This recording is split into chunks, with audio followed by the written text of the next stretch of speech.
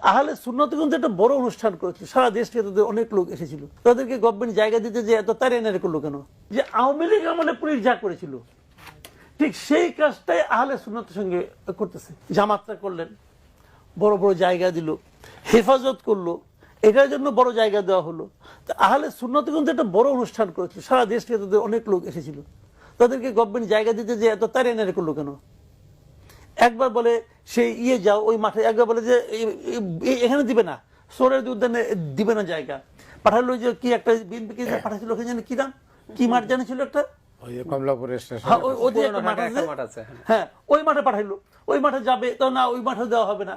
শেষ পর্যন্ত আরেক মানে আমার কাছে মনে হচ্ছিল যে আওয়ামী লীগ আমলে পুলিশ যা করেছিল ঠিক সেই কাজটাই আহলে সুন্নাতের সঙ্গে করতেছে। তাদের শেষ পর্যন্ত জায়গা দেওয়া হলো কোথায়? প্রেস ক্লাবে। ভেরি ইন্টারেস্টিং পয়েন্টটাকে আমি বলি আপনাকে। ওই দিন আমি বিকেল বেলায় আমি এই নিউজটা খুঁজতেছিলাম, মানে সন্ধ্যার পরে। আমাদের মিডিয়াগুলো এই নিউজটা কোনো কেউ কভার করে নাই, আমি মিডিয়াগুলো রিপোর্টটা পাই নাই। পরে আমি এক পত্রিকাকে ফোন করলাম, কি ভাই আপনার এই নিউজটা একদম ব্ল্যাক করে দিলেন নাকি, ব্ল্যাক আউট করে দিলেন নাকি? তিনি বলছেন না, এটা তো করার কথা না, তুমি খবর নেন। তারপরে সে কিছুক্ষণ পরে একটা ডাবল কলমে একটা নিউজ করে আমাকে পাঠাইলো, নিউজটা আমরা দিয়েছি, মানে আমি বলার প্রায় 2-3 ঘন্টা পরে। তো এটা কেন কোনো টিভিতে নিউজ দেখায় নাই? কি কারণে দেখায় নাই? তার মানে সরকারের এখানে একটা ভূমিকা আছে।